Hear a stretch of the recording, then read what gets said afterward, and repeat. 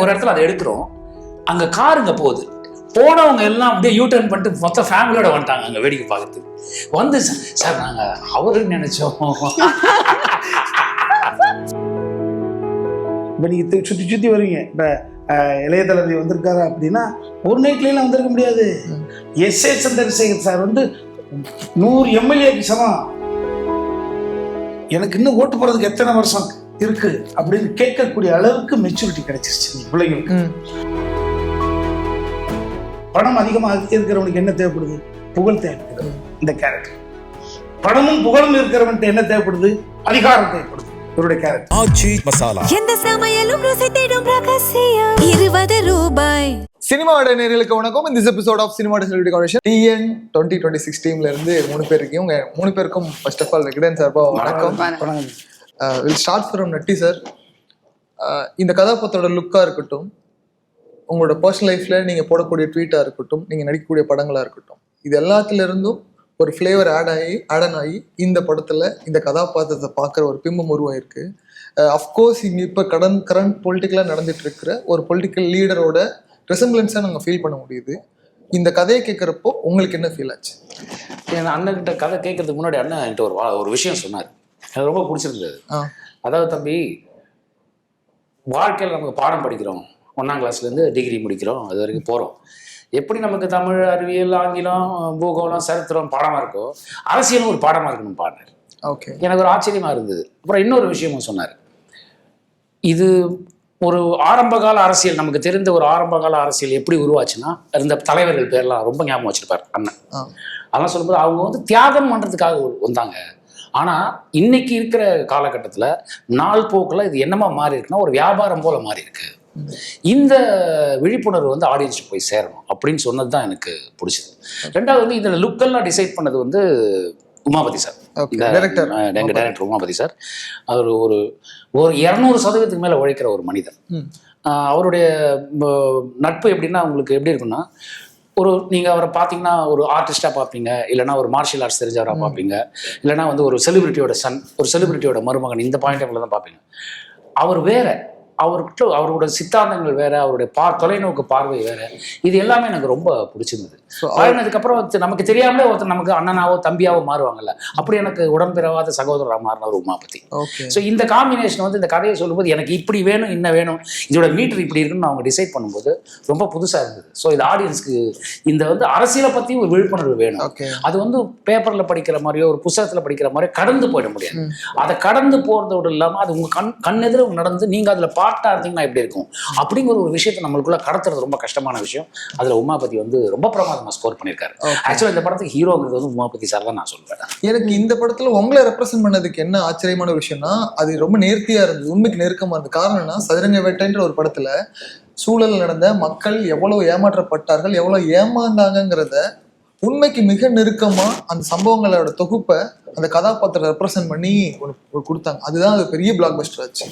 இங்க இப்ப நடந்துட்டு இருக்க அரசியல் நிகழ்வுல ஒரு கதாபாத்திரத்தை ரெப்ரசென்ட் பண்றப்போ நீங்க அது உண்மைக்கு நெருக்கமாவே, ஈவன் அந்த நடந்த ஒரு வாக் ஸ்டைல்ல வணக்கம் வைக்கிறது முதற்கொண்டு it replica of someone else in current politics அப்படின்னு ஒரு ஃபீல் வருது.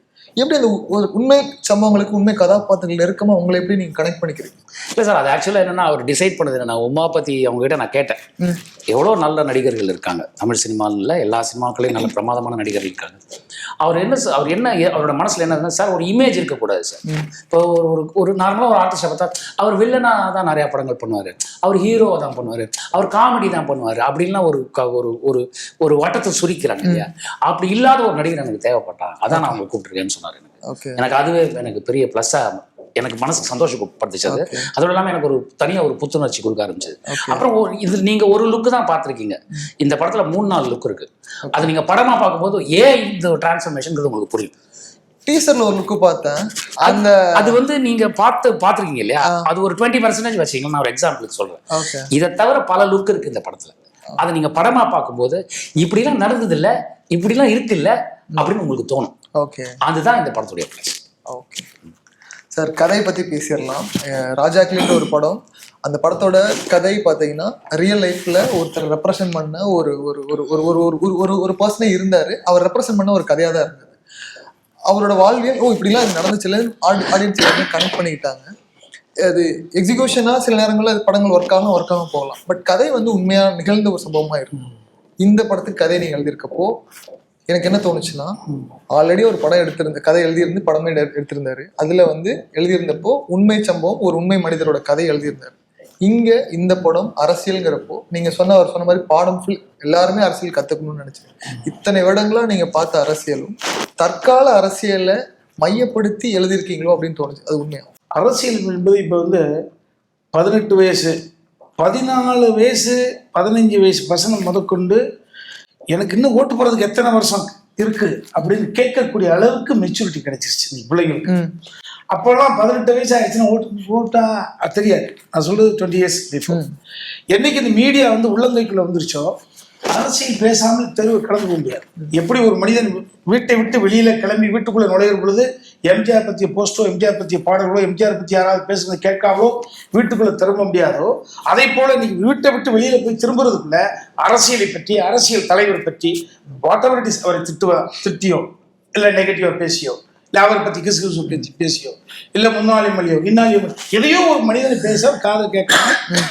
ஸோ அப்படி கீழே வந்தாமே 14 வயசு 12 வயசுல சின்ன வயசுல சொல்லுவாங்க, பெரியவங்க வாய் பார்க்காத, பெரியவங்க பொம்பளை பிள்ளைங்களை பசங்களை சொல்லுவாங்க. இன்னைக்கு எல்லாரும் வாய் பார்த்து அரசியல் முதிர்வு என்பது 14-15 வயசுல அவங்களுக்கு கிடைச்சிருச்சு. ஓகே இப்போ நமக்கு பொறுப்பு என்ன? அரசியல் முதிர்ச்சி தான் கிடைச்சிருச்சுல்ல, உங்களுக்கு இதுல என்ன பங்கு இருக்கு அப்படின்னா, நம்ம ஒரு புள்ளியை வச்சுக்கிட்டோம். ஏதாவது ஒரு புள்ளி டிராவல் ஆகிறதுக்கு ஒரு புள்ளி தேவைப்படும்ல. எனக்கு என்னுடைய புள்ளி என்பது என்ன? நான் எப்போ அரசியலை கற்றுக்கிட்டேன் அப்படின்னா எம்ஜிஆர் வச்சு அரசியல். இப்போ உங்கள் தாத்தா பற்றி நீங்கள் யார்? தாத்தா கல்யாணம் பண்ணது எப்போ? எத்தனை குழந்தை பிறந்தாங்க? தாத்தாவுக்கு எத்தனை குழந்தை பிறந்தாங்க? அப்பா எத்தனாவது பிள்ளை? அப்பா அம்மா எப்படி கல்யாணம் பண்ணிக்கிட்டாங்க? என் கூட. ஸோ நீங்கள் தாத்தா மட்டும் நீங்கள் தொட்டு அவரை பற்றி நீங்கள் பின்புலத்தை அலசி ஆரம்பிச்சிட்டிங்கன்னா உங்களுக்கு கிட்டத்தட்ட 60 வருஷ வாழ்க்கை உங்கள் கைக்கு வந்துடும். அதன் மூலமாக உங்களுக்கு பர்சனல் என்ன கிடைக்குதுன்னா செல்ஃப் கான்ஃபிடென்ட் கிடைக்கும். அதே போல நான் ஒரு மனிதனை மட்டுமே அலசி ஆராய ஆரம்பிச்சேன், எம்ஜிஆர் ஒரு மனிதனை மட்டும். காரணம் அந்த பாடல் கொடுத்த ஈர்ப்பு. நெகட்டிவே இல்லை. 40 வயசுல ஒருத்தர் கதாநாயகன் ஆயிருக்கா, பொண்ணு என்னையை தேடி வரக்கூடிய, நான் பொண்ணை தேடி பொண்ணு என்னை நோக்கி வரக்கூடிய அளவுக்கு தகுதியை வளர்த்துக்கிட்டு சிகரெட் குடிக்காம நடிக்க மாட்டேன். ஸோ பாசிட்டிவிட்டி நேர்மறை எண்ணங்கள் மூலமாக ஒரு மனிதன் கோடைச்சிருக்கிறான். ஓஹோ, அப்போ அவர் அப்பா யாரு, அவர் அம்மா யாரு, ஒரு பாரம்பரிய குடும்பத்துக்கு பிறந்தவர், இளமையில் வறுமையை சதிச்சவர், இப்படி ஒரு மனிதன். அப்போ கலைஞரால் இவரால் கலைஞர், இவருடைய புகழுக்கு அவர் காரணமாக இருந்திருக்கார், அவருடைய புகழுக்கு. ஓஹோ அப்படியா. ஸோ அப்படிதான் இந்த விஷயம். அப்ப இந்த பிள்ளைங்களுக்கு என்ன தேவைப்படுது அப்படின்னா, நிகழ் ஃபாஸ்ட் ஃபுட்டு மாதிரி உடனே சாப்பிட்டு தட்டை கழிட்டு போகிறது அந்த உணர்வு இல்லாமல் அந்த ஆர்கானிக் தேவைப்படுது. ஆர்கானிக் தேவைப்படுகிற பொழுதுதான் ஏற்றுக்கொண்ட கொள்கையில் நியாயம் இருக்கா, ஏற்றுக்கொண்ட தலைவனை நம்ம ஏற்றுக்கொண்டது நியாயம் தானா அப்படின்றது செல்ஃப் ரியலைசேஷன் வரும். ஸோ எமோஷனில் ஒரு முடிவு எடுத்துட வேண்டாம் அப்படின்ற ஒரு மிகப்பெரிய ஒரு தன்னம்பிக்கை வேணும். அப்போ நம்ம எங்கேருந்து தொடணும் அப்படின்னா, கிட்டத்தட்ட ஒரு 45 வருஷ வாழ்க்கையை நம்ம சொல்லுகிற பொழுது அதுதான் அந்த புள்ளி. தம்பி சொன்னாங்கல்ல, ஒரு லுக்கு மட்டும் தம்பி பேசிட்டு இருக்கிறீங்க அல்ல. எனது 30 வயசுல ஆரம்பிச்சு ஒரு இவருடைய 55-60 வயசு வரைக்கும் கொண்டு போயிருப்போம் அந்த லைஃப். அப்ப 35-40 வருஷம் வாழ்க்கை நம்ம அரசியல் அலசி ஆராய்ஞ்சிருப்போம். அப்ப ஒரு மிகப்பெரிய ஒரு இன்ஜினை வச்சுட்டு இதற்கு பின்னால சேர வேண்டிய விஷயங்களை எல்லாம் படத்துல முழுக்க நல்ல கதாபாத்திரங்கள், அதற்கான நல்ல நடிகர்கள். இது எங்க ஒர்க் அவுட் ஆகுது, எல்லாரும் எடுத்துட முடியுமானா என்ன மாதிரி நிறைய பேர் கூட யோசிக்கலாம். அது பெரிய நான் மட்டும் அறிவாளி அல்லவே அல்ல. அரசியல் பேசுறதுக்கு யார் இருக்காங்க? அது ஒரு லேயர்கள் அடைச்சு ஒரு 2 மணி நேரம் கதையாக கொண்டு வந்து அதை தயாரிப்பதற்கு ஒரு தயாரிப்பாளர் தேவைன்ற பொழுது கண்ணன் ரவி சார் கிடைச்சாங்க. துபாயில கதை சொல்லி முடிச்ச உடனே எடுக்கணுன்ற எண்ணம் இருக்கும், எடுத்துவோம் அப்படின்னாரு. அவர் ஏன்னா திட்டக்குடியில் ஒரு தமிழனாக பிறந்து ஒரு இளமையின் வறுமையை அனுபவித்து அவர் வளர்ச்சிக்கு தமிழ்நாட்டுக்கு எந்த சம்மந்தமே கிடையாது. அவர் வளர்ந்தது முழுக்க துபாயில். ஆக துபாயில் வளர்ந்த பொழுதும் கூட தான் என்னை படைத்த இந்த பூமிக்கு ஏதாவது செய்யணுன்ற அந்த வேட்கையில கொடுக்கப்பட்டது அது ட்ரிபிள் டி. ஆமா, தலைவர் தம்பி தலைமை. ஆமா, ட்ரிபிள் டி ஒத்துக்கிட்டதுக்கான காரணம் என்பது ஹீரோ எனக்கு டூயட் வேணும், எனக்கு ஹீரோயின் வேணும், இப்படி ஜீவா நினைச்சிருந்தாருன்னா அந்த படம் ஹிட் அடிச்சிருக்காரு. ஓடுகிற படத்தில் நான் இருக்க வேண்டும் என்ற எண்ணத்தை மேல்வெளித்த பொறுத்த வரைக்கும் அந்த படம் இன்னைக்கு அந்த கதைப்படி பார்த்தா உங்களுக்கும் இளவரசருக்கும் இருக்கிற கான்ஃபிளிக்ட் தான் கதையாவே இருந்தது, மையக்கருவாவே இருந்தது. ஆனா இங்க ஜீவா தேவையில்லை, அஃப்கோர்ஸ் உள்ள வருவதற்கு தேவையில்லை. ஸோ அதுதான் அப்ப இந்த கதையை ஒரு ஓகே உடனே போகலாம் அப்படியே ஒரு அந்த படத்தில் நான் பங்கேற்று நடிச்சுக்கிட்டு இருந்த பொழுது என்னை பற்றி அவர் கேள்விப்பட்டது.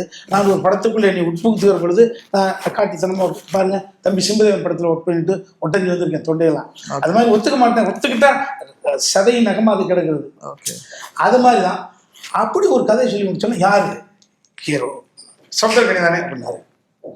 அவன் ஏன்னா எனக்கு தம்பி சமுத்திரம் இல்லை நட்டி கரெக்டு அப்படின்னா எதற்கான காரணம்? Yes image. இப்போ சொன்னாரு இமேஜ் இல்லை, ஏன்னா தம்பி பாசிட்டிவ் மட்டும் சொல்லக்கூடியவர், அவர் நெகட்டிவ் காமிக்க கொஞ்சம் சிரமப்படணும். அப்படி நடிச்சா கூட ஒரு ஆர்டிஃபிஷியலாக தெரிஞ்சிடும். தம்பி கனி இது வரைக்கும் பார்க்க இந்த படத்தை பார்க்கிற பொழுது கரெக்டு சகோதரன் நட்டி தான் அதுக்கு ஆப்ட் அப்படின்ற ஒரு சில. ஸோ அப்படி தான் அந்த கதை. ஸோ எப்படி பார்த்தாலும் கதை உருவாக்குனது நானாக இருந்தாலும், எடுப்பதற்கு காரணமாக இருந்தது கன்னட விசாராக இருந்தாலும், ஒரு சமீபத்தில் கல்யாணம் ஆனவன் அவனுடைய வாழ்க்கை அவன் இந்த கதை புரிந்தவனாக இருக்கணும். தம்பி உமாபதி அவன் புரிஞ்சிச்சு. இப்போ நான் என்கிட்ட 7 கதைகள் இருக்கு, ஆங்கில படத்தையோ அதையோ தழுவி எடுக்க மாட்டேன். சமுதாயத்தில் இந்த கதையின் மூலமாக மக்களுக்கு ஏதாவது ஒரு சொல்ல முடியுமா அந்த சிந்தனைக்குள்ள தான் ஓடுவேன். ஓகே. அப்போ அதுக்கு முன்னாடி என் வீட்டில் இருக்கிற பொழுது ஒரு காட்சியை சொல்ற பொழுது என் மகள்கிட்டையும் மகன்கிட்ட தான் சொல்லுவேன் வளர்க்கிறது. ஆல்மோஸ்ட் உண்மை நான் மாதிரி தான். இந்த கதையெல்லாம் டிஸ்கஸ் பண்ணி வளர்க்க முடியாதுல்ல. அவன் உள்ளே பதிச்சு வச்சிருந்த காரணத்தினால வேற ஒரு கதைக்கு போனா, அப்பா நீ இருந்தீங்கன்னா நான் வேற த்ரூட் அதில் நடிக்கணுமா இருக்குடா, நீ டேரக்ட் பண்ணா நல்லா இருக்குன்ற பொழுது இந்த கதை அவனுக்கு பாதிச்ச காரணத்தினால உடனே ஒத்துக்கிட்டான். ஓகே. அது பெரிய விஷயம் இல்லை. அப்போ அவரோட தான் அவனும் நானும் கலந்த பொழுது தான் யார் ஹீரோன்ற பொழுது அவன் தான் சொன்னான் நட்டி சார் கரெக்டாக இருப்பாருன்னா. அதுக்கப்புறம் தான் அவர்கிட்ட போய் சொல்லப்பட்டது. ஸோ இப்படி தான் ட்ராவல். என்னன்னா இது மக்களுக்கான படம். எனக்கு அதை ஒரு ஆசையாக இருக்கேன். ஒரு தலைப்பிரசவத்தை கொண்டு ஆஸ்பத்திரியில் சேர்த்துக்கிட்டு குழந்தைக்காக வெளியில் கையை கடைஞ்சிட்டு இருப்பாங்கல்ல, அப்படி இத்தனை படங்களில் நடித்திருந்தாலும், இத்தனை படத்தில் நகைச்சுவை ட்ராக்கோ இல்லை படங்களோ எழுதியிருந்தாலும் கூட இந்த படம் என்பது மக்களுக்கான படமாக நினச்சிருக்கோம். எனது இந்த மெச்சூரிட்டி லெவலுக்கு, என்னுடைய வயசுக்கு, நான் சம்பாதிச்சேன் நான் வாழ்ந்தேன் அப்படின்னு இல்லாமல் இதன் மூலமாக அடுத்த தலைமுறை பிள்ளைகளுக்கு ஏதாவது நம்ம கொடுக்க முடியுதா அந்த சிந்தனையுடைய விளைவு தான் இந்த படம். ஸ்ரிதா, எனக்கு இது என்னன்னா இப்போ மாடர்ன் டிஜிட்டல் ஜென்சியோட எரால இந்த இளைஞர்கள் வந்து அரசியலுக்குள்ள என்ட்ரி ஆகிறாங்க இல்லையா, about the sharing the reels. உங்க கதாபாத்திரம் அதை டிபெண்ட் பண்ணி இருக்குமோ அப்படின்னு தோணுச்சு. Tell us about the process of in this character in this film. I am playing Sir's wife, Nati Sir's wife. So Okay. I'm like the very much, how do I say, ரொம்ப obsessive wife இருக்கும்ல, அந்த மாதிரி type of a wife I am. Okay. Okay. So like first time when Uma Pati called me and said, "Shita, you must do this thing." I was like, okay, but it's a political this thing. No, what will I do? I asked. So like, no, you see, this is in the Ponda is a Bharatanatyam dancer. So I said, no, you should only play this, and I won. So I nambi vaanga and sollte sir sonnar. Na nambi vaanga na unakku idu pannuven. Okay. Romba varshama we know each other. So I was like, okay sir, na kandipa sir. And so I came off. After getting in, my story is very different. என்னோட ஒரு family மாதிரி அந்த மாதிரி போகிற subject இது. And இன்னொரு பக்கம் போனால் ஃபுல்லாக பொலிட்டிக்கல் திஸ்டிங். ஆனால் எனக்கு என்னதை விட இந்த சைடு தான் ரொம்ப பிடிச்சிருக்கு. Because it was very funny. Sir ஆனாலும் சார், நட்டி சார் ஆனாலும் சார், அந்த டிரான்ஸ்ஃபர்மேஷன் இருக்குல்ல சார். நீங்கள் எங்கேயாவது heroine will take lot of time to do the makeup and all this thing. எங்கே நாங்கள் நட்டி சாருக்காக வெயிட் பண்ணோம். ஓகே. நான் ஒரு 20-25 மினிட்ஸ்க்குள்ள வருவேன். பட் நட்டி சார் வந்து 2 hours to come. இன்னும் சார் வரல. Okay wait, okay will wait. Selva வந்து இந்த லுக்கு மட்டுமே நீங்க கேட்டுக்கிட்டு இருக்கிறீங்க. முழு படத்தை பார்க்கிறது அதல்ல, ஒரு 40 வருஷ வாழ்க்கையை நம்ம அதுல. ஓகே. எனக்கு வீட்டுல இருந்து அரசியல் ஆரம்பிக்குதுன்னு சொல்லுவாங்க, அதுதான் உண்மையும் கூட. நீங்க சொன்னீங்க ஒரு ஃபேமிலி போர்ஷன்ல இருக்குன்னு, அதே சமயம் அரசியல் போர்ஷன் இருக்கும். ஒரு சீனை ஸ்டேஜ் பண்றப்போ how you adapt yourself for the character. ஏன்னா வெறும் ஹவுஸ் ஒய்ஃப் மட்டும் கிடையாது, அங்கே அரசியல் தெரிஞ்ச ஒரு அரசியல் லீடராக இருக்கப்போ அவங்களுக்கு you have to be perform like an actress. அதுக்கான டயலாக்ல இருந்து அரசியல் எல்லாமே பேசியிருப்பாங்க. அந்த சீனை ஸ்டேஜ் பண்ணுறப்போலாம் you took any inspiration or anything? No, I wasn't there during that time. Okay. So there's something which happens between me and the hero in the movie. So with that, I'll get out. Okay. So yeah. Nice. எங்க வேணா சுத்து, கடைசியில வீடு வந்தானே சேரணும். அதான் அவங்க. இன்னொரு விஷயம் தம்பி, இப்ப நீங்க சொல்றீங்கல்ல இந்த தலைமுறை பிள்ளைகளுக்காக விகடனில் சொல்லுவது அது பொருத்தமா இருக்கு நினைக்கிறேன். இப்போ ஒரு காட்சி என்பது இன்னைக்கு நேற்று அல்லது போன வாரம் அல்லது 10 நாளைக்கு முன்னால் ஒரு சம்பவம் நடந்தது அப்படின்னா அது இந்த படத்துக்குள்ள வந்திருக்கிறதுக்கான வாய்ப்பு இருக்கா? இல்லை.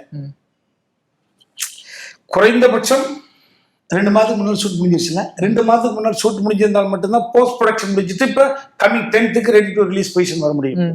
இப்போ இந்த 60 நாட்களுக்குள்ள ஏகப்பட்ட சம்பவம் இங்கே நடந்திருக்கு தமிழ்நாட்டில். ஆனா அதெல்லாம் இந்த படத்துக்குள்ள இருக்கு. எப்படி அது சாத்தியமாச்சு? டெய்லி நான் பேப்பர் படிப்பேன் காலையில. படிச்ச உடனே ஆனந்த் போன். ஆனா இது எப்படி அந்த சீனை நீங்க யோசிச்சீங்க? இன்னைக்கு நடந்திருக்கு அந்த பாருங்க. யூசுவலா சினிமா என்ன நடக்கும்னா தம்பி நான் யோசிச்சேன் வந்தது, ஆனா அது நிஜமா நடக்குது. அவ்வளவுதான். ப்ரெடிக்ஷன் தான். ஓகே. இப்ப அதான் ஏன் ஜோசிய மாதிரில இருக்கு நீங்க சொல்றதெல்லாம் பார்த்தா இது நடக்கும் பா. அதாவது என்னை சுத்தி இருப்பவர்களுக்கு மட்டும்தான் தம்பி தெரியும். இப்ப இன்னைக்கு கட்சியில இருக்கிறவங்க எல்லாம் யார் கட்சி மாறுவாங்க, யார் கட்சி மாற மாட்டாங்க. அதான் தம்பி போல்டா சொன்னேன், என்ன நடக்கும் அரசியல் இதே எடுத்துக்கா. ஏன்னா எங்க அரசியல் குடும்பத்துல பிறந்தவனா, அது சின்ன வயசுல இருந்து ஏன் துரோகத்துக்கு பாலிடிக்ஸ் நாட் பாலிடிக்ஸ் அறம் மீறிய செயல் அரசியலாக மாற்றப்படுகிற பொழுது நம்மளாம் அரசியலுக்குள்ள போற பொழுது பதட்டம் வந்துருது. அப்பாலாம் கொள்கை சார்ந்து தன் குடும்பத்தை அப்படி தியாகம் பண்ணிட்டு அதனுடைய அனுபவமோ என்னமோ அல்லது எங்க அப்பா மேல இருந்து எனக்கு ஏதாவது சொல்றாரு தெரியாது, எடுக்கிறதெல்லாம் நடந்துகிட்டு இருக்கு. நம்ம என்ன பண்ணுவோம்? எனக்கு இது ஆச்சரியம். அறம் பேசுவதற்காக தான் அரசியலே உருவாக்கப்பட்டது, அறத்துக்காக தான் போராடுறோம். ஆனா ஒரு படமே அது ரிலீஸ் ஆகிறப்ப, அறம் பேசக்கூடிய படமா இருக்கப்ப அது ரிலீஸ் பண்றதுக்கே பிரச்சனை ஆகும் சில நேரங்கள்ல. இப்ப நீங்க கரண்ட் பாலிடிக்ஸ் பேசுறப்போ இதுக்கான இடையூறுகள் வந்ததா உங்களுக்கு? இல்ல ஆக்ஷன் கட் அந்த மீட்டர் தூக்கி உமாவதிட்டு கொடுத்துட்டேன். அவனுக்கு தெரியும் இது சென்சார்ப்பா, இது ஒத்துக்க மாட்டாங்கப்பா. அது எனக்கு ஆச்சரியப்பட்டான். எப்ப பார்த்தா சிவராசிமான அந்த குறையுதுறாங்க. இல்ல நோ, இது இல்லாமலும் பண்ண முடியலப்பா அப்படின்னு அவன் தான் போர்டு போட்டு சில விஷயங்கள் தம்பிக்கு தெரியும். தந்தை ரைட்டரா இருந்து புள்ள டைரக்ஷன் எவ்வளவு உள்ளுக்குள்ள திறமை. இது எனக்கு தேவை, என் வயசுக்கு அன்பு அதிகமாகிறதுக்கு வாய்ப்பே கிடையாது. தந்தை மீது மகன் வைத்திருக்கிற அன்போ அல்லது மகன் மீது தந்தை வைத்திருக்கிற அன்போ குறைவதற்கு தான் வாய்ப்பு இருக்கு. அரசியலாக இருக்கட்டும், தொழிலாக இருக்கட்டும், சினிமாவாக இருக்கட்டும், விவசாயிக்கு மட்டும்தான் குறையாது. காலையில அப்பா கொடுத்துட்டு வந்தா, மத்தியானம் பையன் போய் கொடுத்துட்டு வந்தா, அப்பா அரிசி 7 மூட்டை அரிசி 4 மூட்டை நெல். இது ரொம்ப சேலஞ்சு. எனக்கு இது சேலஞ்சு தான். என் மகனோடு போராடி அவன் கேட்டதுக்கெல்லாம் கன்வின்ஸ் பண்ணணும். இல்லடா இது இப்படி நோ, அவங்களுக்கு தெரியும், இந்த பிள்ளைகளுக்கு தெரியுமா, ஜெனரேஷன் தெரியுமா, இவங்களுக்கு புரியுற மாதிரி மாத்துங்கப்பா. ஒரு சீனை 7ஆ உடைப்பான். இந்த போராட்டத்தான செஞ்சிருக்கு ஒரு தாய் கோழியா இருந்து. தாய் அடைக்காத்து கோழி தான், முட்டையா இருக்கிற வரைக்கும் சத்தம் இல்லாம இருக்கும். கொஞ்சம் கொஞ்சம் முண்டுமாலே வெளியில விடுறா அப்படின்னு. அரசியல் சினிமா, ஏன்னா இதுல டைலாக்கே வச்சிருப்பீங்க, சினிமாக்காரன்டே என்னடா அப்படின்ட்டு. நம்ம தமிழக அரசியல் எடுத்துக்கிட்டா சினிமா சார்ந்த அரசியல் தலைவர் எல்லாருமே இருந்துட்டு இருக்காங்க, வழி நிறைய வந்திருக்காங்க. சினிமாவில் இருக்காங்க, அரசியல் வர்றது அரசியல் தலைவர்கள் எதிர்ப்பது மாதிரியான ஒரு டைலாக் இருக்கு. ஏன் அது இருக்காது? சும்மா ஒரு ட்ரைலருக்காக இங்க உலகத்துல தம்பி எல்லாருமே விமர்சனத்துக்கு உட்பட்டவர்கள். அதிகார வர்க்கம் விமர்சனத்துக்கு அப்பாற்பட்டவர்களா?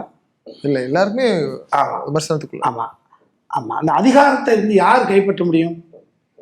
அரசியல் மூலமாக கைப்பற்ற முடியும். அரசியல் யார் கைப்பற்ற முடியும்? மக்கள். தப்பு கிடையாது. மக்களுக்கு இப்ப நீங்க சுத்தி வருவீங்க. இப்ப இளைய தளபதி வந்திருக்காரு அப்படின்னா ஒரு நைட்லாம் வந்திருக்க முடியாது. எஸ்.ஏ. சந்திரசேகர் சார் 100 எம்எல்ஏக்கு சமம். அவருடைய அரசியல் ஞானம் பொதிஞ்சு கிடக்கு. சின்ன வயசுல அவர் அரசியல் சார்ந்த படங்கள் எடுத்தவர் இல்ல. அவர் ஆரம்பிக்கும் போதே ஒரு இருட்டறைன்னு எடுத்தாரு. பேரறிஞர் அண்ணா சொன்னது. ஸோ அரசியல் என்பது இப்ப ஜெயலலிதா அம்மா ஈஸியா வந்துட முடியுமா? 1982 40,000 ரூபாய் பணத்தை கொடுத்துட்டு அண்ணா திராவிட முன்னேற்ற கழகத்துல சத்துணவு மெம்பர் ஆகி அதற்கு கொள்கை பரப்பு செயலாளராக இருந்து 84 குருக்குலின் ஹாஸ்பிட்டல் எம்ஜிஆர் அங்கே அட்மிட் செய்யப்பட்ட பிறகு தமிழ்நாடு முழுக்க சுற்றி சுழஞ்சி பிரசாரம் செய்து 87 கட்சி உடைந்து சின்னாபின்னமான பிறகு 89 வரை காத்திருந்து 27, 28 எம்எல்ஏ கூட உள்ள சேவல் சின்னத்தோடு முதல் சட்டமன்றத்துக்கு ஜெயலலிதா அம்மா எந்த சின்னத்தில் போனாங்க? ரெட்டலையில போகல, ஜானகியம்மா இல்ல, மனைவி என்ற ஒரே ஒரு கான்செப்டோட வர்றாங்க. இது யாரு? தொண்டர். அந்த கண்ணோட்டத்தோட வர்றாங்க. ஃபீல்ட் ஒர்க் பண்ணியிருக்காங்க தமிழ்நாடு முழுக்க அலசி. சேவல் சின்னத்தோடு உள்ள போயிட்டு அதற்கு 91 கைப்பற்றினது அது ஒரு வரலாறு. ஆக 82 to 91 என்ன உலகம் போட்டிருக்கணும், எவ்வளவு நம்பிக்கையோட இருந்திருக்கணும். பின்வாங்கலை இல்லை. எம்ஜிஆர் அப்படி இல்லை. இப்படி ஒவ்வொருத்தருக்கும் ஞானம் இருக்கு. இப்ப விஜய் வந்திருக்காருன்னா விஜய் அப்பா இப்ப நான் என் பையன் உட்கார்ற பொழுது அரசியல் படத்தை எடுக்கிறான்ற பொழுது அரசியல் ஞானத்தை உள்வாங்கியதுக்கு அடிப்படையில் அந்த படத்தை எடுக்க முடியும். அதேதான் யாரு வேணாலும் வரலாம், யார் வேணாலும் வரலாம்ல. இப்ப பணம் அதிகமாக இருக்கிறவனுக்கு என்ன தேவைப்படுது? புகழ் தேவைப்படுது. இந்த கேரக்டர் பணமும் புகழும் இருக்கிறவன்ட்டு என்ன தேவைப்படுது? அதிகாரம் தேவைப்படுது. இவருடைய கேரக்டர் இதான் தம்பி கதை. ஓகே. அந்த அதிகாரத்துக்காக முயற்சிக்கிறப்போ அதிகாரம் மின்சாரத்தை கூட வாயில் போட துப்பிடலாம் தம்பி. அரசியல் உள்ளுக்குள்ள அதிகாரம் உள்ள இறங்கிருச்சுன்னா அது இல்லை என்றால் இருக்க முடியாது. அதை அனுபவிச்சவங்களுக்கு மட்டும்தான் தெரியும். ஓகே. எனக்கு படத்துல கோட் சீக்வன்ஸ்ல லாயர் கெட்டப்ல இளவரசு அவர்கள் வராங்க.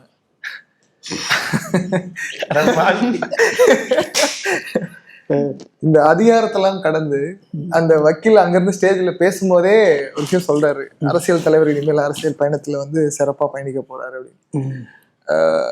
ஒரு அரசியல் தலைவருக்கு இருக்கக்கூடிய ஒரு பர்சனல் லைஃப்ல இருக்கிற விஷயங்களா இருக்கட்டும், இல்ல அது அரசியல் கட்சி சார்ந்த விஷயங்களா இருக்கட்டும், இது எல்லாத்தையும் எடுத்து சொல்றப்ப எதிர்ப்புகள், அப்படி எதிர்வினைகள் கண்டிப்பா இருக்கும். எப்பவுமே எந்த ஒரு விஷயம் பண்ணாலும் அது ஒரு வினைக்கு ஒரு எதிர்வினை இருக்கும். இது எழுதுறப்போவோ, பேப்பர்ல எழுதுறப்போவோ, இல்லை நீங்க டைலாகா எழுதுறப்போவோ, ஒரு சீனை ஸ்டேஜ் பண்றப்ப தம்பி இது பண்ணா பின்னாடி ஏதாவது அகேன்ஸ்டா வரும் அப்படின்னு சொல்லி உங்களுக்கும் நீங்க சொல்லக்கூடியது அரசியல் போக்குவரத்து காட்சி ஆரம்பித்ததுக்கு சமயம் சமீப ஒரு வருஷ நிகழ்வுகள். இந்த கதை ஒவ்வொரு முறையும் இந்த அரசியல் ரீதியாக, அதாவது திரும்ப திரும்ப சொல்றேன், மேலிருந்த வரியாக தம்பி கேட்கக்கூடிய கேள்வி, இடைமறிச்சு எவ்வளவு கேள்விகள் கேட்குறீங்க. ஒட்டுமொத்த படமா பார்க்கிற பொழுது யாரையாவது திட்டமிட்டு அவர்களை வந்து இம்சைப்படுத்த சிந்தனை ஒரு நூலில் கூட இருக்காது. ஒவ்வொரு காட்சியிலையும் நான் வந்து அடிக்கடி சொல்லுவேன், காமெடி ட்ராக் எழுத கூட 10 காட்சி தான் என்னால் எழுத முடியும். 70 காட்சி டைரக்டர் பற்றி இருப்பேன், ஸ்கிரிப்ட் டைலாக் ரைட் எழுதியிருப்பேன். இந்த 10 காட்சிக்குள்ள நான் தெரியணும்னு ஆசை இருக்கும். சார். இப்போ இது ஸ்பூ ஃபில்ம் தான், பார்த்தா ஜாலியாக சந்தோஷமா சிரிச்சிட்டு எடுத்து நான் சாப்பா சிரிச்சு கண்ணுல தண்ணி வரைச்சிட்டு ரிப்பீட்டட் ஆடியன்ஸுக்கான படம். ஓகே, என்னைத்தான் சொல்லியிருக்காங்கன்னு அந்த டீசரை பார்த்துக்கிட்டோ போஸ்டர் பார்த்துட்டு இருக்கும்ல, என்னத்தான் பார்த்தா அப்படிதான். ஓகே சார், இந்த படத்தை ஆடியன்ஸ் அஃப்கோர்ஸ் சார் சொன்ன மாதிரி விஜய் அவர்களோட கனெக்ட் பண்ணிப்பாங்க. ஒரு கதாபாத்திரத்தை நான் சொன்ன பாடி லாங்குவேஜ் வாக்கில் இருந்து வர வரைக்கும் மற்ற அரசியல் தலைவர்கள், ஏன்னா ஒரு பார்ட்டினா இன்னைக்கு தமிழக அரசியலில் எத்தனை அரசியல் கட்சிகள் இருக்குது எல்லாம் தெரியும். பேசக்கூடிய அந்த மேடை பேச்சு அது ரொம்ப முக்கியம்னு நினைக்கிறேன். நீங்கள் ஒரு அரசியல் தலைவராக இந்த படத்தில் நடிக்கிறப்போ ஒரு பஞ்ச் ஆஃப் க்ரௌடுக்கு முன்னாடி அரசியல் கருத்துக்களையும் கொள்கைகளையும் பேச வேண்டிய ஒரு சூழல் இருக்கும். அந்த சீனை எடுத்து பேசினப்போ அந்த அனுபவம் உங்களுக்கு எப்படி இருந்தது?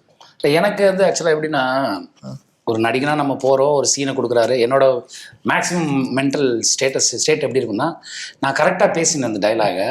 இந்த டைலாகோட எந்த மோட்டிவேஷனில் ரைட்டர் எழுதினாரோ அந்த மோட்டிவேஷன் போய் சேரணும். தயக்கம் இல்லாமல் டைரக்டர் எனக்கு ஓகே சொல்லணும், அதுக்கு அந்த மோட்டிவில் தான் போவோம். ஆனால் ரிஹர்சல் ஒன்று பண்ணும்போது இந்த சப்போர்ட்டிங் ஆர்டிஸ்ட் கூட நடிக்கிறவங்க எல்லாரும் அந்த ஒரு கட்சி தலைவர் வந்தால் எப்படி ரியாக்ட் பண்ணுவாங்களோ அந்த மாதிரி ரியாக்ட் பண்ணாங்கல்ல, அதை நடிக்கும்போதே எனக்கு போதையாச்சு சார். அப்போ ரியல் லைஃப்ல அவங்களுக்கு எப்படி போதையா அதை யோசிச்சு பார்த்தேன். அதனாலதான் வந்து எனக்கு அதை கரெக்டா அதை எக்ஸிக்யூட் பண்ண முடிஞ்சுது. ஆனால் அந்த வே என்கரேஜ் வந்து உங்களுக்கு உமாபதி சார் மாதிரி ஒரு டைரக்டரும் கண்ணன் ரவிமன் சார் மாதிரி ஒரு ப்ரொடியூசர் கிடைச்சா வந்து லட்டு ஒரு நடிகனா இல்லை டெக்னீஷியனா எதுவும் இருந்தாலும். ஏன்னா அது அந்த அவங்க ஃப்ரீடம் கொடுப்பாங்க. ஒரு இடத்துல நான் நீங்க சொல்ற மாதிரியே ஒரு சீன் நடந்து நான் பேசினேன். அதுல வந்து தமிழக அரசியல் வரலாறு உனக்கு தெரியுமான்னு ஒருத்தர் எனக்கு கேள்வி கேட்டிருப்பாரு. அதை நான் சொல்லணும், ஆர்டர் படி சொல்லணும், இயர் மிஸ் பண்ணாம சொல்லணும். அது ரொம்ப காம்ப்ளிகேட்டட் சார். ஃபுல் டேட்டாவோட பேசிறோம், ஒரு ஃபுல் டேட்டாவோட மிஸ் ஆக கூடாது. அது ஃபுல்லா பண்ணோம். அது பண்ணும்போது அங்க இருக்கிறவங்க கிளாப் பண்ண ஆரம்பிச்சிட்டாங்க. அந்த கிளாப் ரொம்ப நேரம் நிக்கல. அது உச்சி வெயில்ல பெரிய கோர்ட் செட்டப்புக்குள்ள ட்ரோன் சாத்தி எல்லாம் வச்சுட்டாப்ல. கிரௌடு ஒரு கிட்டத்தட்ட ஒரு அதை தாண்டி ஒரு ஸ்டேஜ் மேல ஏறி நின்றுட்டு ஒரு அப்படியெல்லாம் ஆடக்கூடாது. ஓகே, அது ஏன்னா அவசரத்தில் அது ரெடி பண்ணியிருக்கோம். உங்க ஃபுல் வெயிட் போட்டீங்கன்னா அது உடஞ்சிரும். அது பேலன்ஸ் பண்ணி நீங்க நின்று பண்ணணும். அது ஹைலைட் என்னன்னா, ஒரு இடத்துல அதை எடுக்கிறோம், அங்க காருங்க போகுது, போனவங்க எல்லாம் அப்படியே யூ டர்ன் பண்ணிட்டு மொத்த ஃபேமிலியோட வந்துட்டாங்க அங்க வேடிக்கை பார்க்கறதுக்கு. வந்து சார் நாங்க அவருன்னு நினைச்சோம், போட்டோலாம் எடுத்து போனாங்க. ஸ்பாட்லயே கேட்டாங்க, படம் வந்து கேட்பாங்க, போஸ்டர் பார்த்து நாங்களாம் கேட்கிறோம், படம் வந்து கேட்கறோம், ஸ்பாட்லயே கேட்டிருக்காங்க. ஸோ அஃப்கோர்ஸ் அப்படியே நடந்த அந்த அனுபவமும் இருக்கு. இல்ல ஆக்சுவலா என்னன்னா, இந்த லுக்கு வந்து வேற ஒரு லுக்கு தாங்க இருந்தது. அது ஒரு பக்கத்து ஸ்டேட் தலைவரை இது சொல்ற மாதிரி ஆயிடும் அப்படின்னு சொல்லிட்டு இந்த லுக்கை டிசைன் பண்ணாங்க. ஆனா லேட்டரா அந்த லுக்கு தானா இப்படி அமைஞ்சு போச்சு. ஓகே, ஏன்னா கையில காப்பு பார்த்தோன்னு கண்டுபிடிச்சோம். அப்புறம் நான் டைரக்டர் டிஸ்கஸ் பண்றப்ப கையில ஒரு கயிறு கட்டியிருப்பாங்க. தாடி இல்லாம மீசை மட்டும் வச்சு ஜெகன்மோகன் ரெட்டி மாதிரி இருந்தது சார். ஓகே, அப்படிதான் பிளான் பண்ணோம். அது ஏதாவது இப்போ மூடா போயிட போறாங்க. இன்னைக்கு பொலிட்டீஷியன்ஸ் எல்லாம் பாத்தீங்கன்னா முன்னாடி வந்து வெள்ளை வேஷ்டி சட்டை போட்டு கதரை போட்டு தான் வருவாங்க. ஆனா இப்போ வந்து நார்மல் ஒரு ஆஃபீஸ் போற மாதிரி மாடர்ன் பாலிடிக்ஸ் அந்த மாதிரி தான். அதுக்கப்புறம் இந்த லுக்கை டிசைன் பண்ணாங்க. பட் எவென்ச்சுவலி அப்படி உங்களுக்கு தோண ஆரம்பிச்சு.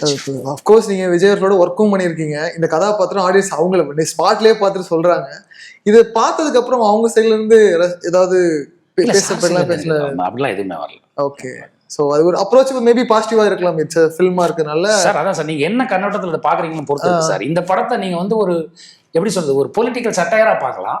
ஆனா அதுதான் அப்படின்னா அதுவும் கிடையாது. நிறைய சேஞ்சஸ் இருக்கும். அதனாலதான் அவங்க இந்த படம் என்டர்டெயின் பண்ணிட்டே இருக்கும்.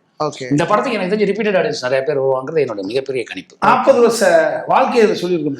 எம்எஸ் பாஸ்கர் அவர்கள் வேஷ்டி பிடிச்சி நடந்து வரும்போது கூட எம்எஸ் பாஸ்கர் அவரை வேட்டி பிடிச்ச ஒரு அரசியல் தலைவரை ரெப்ளிகா ஆகிறாரு.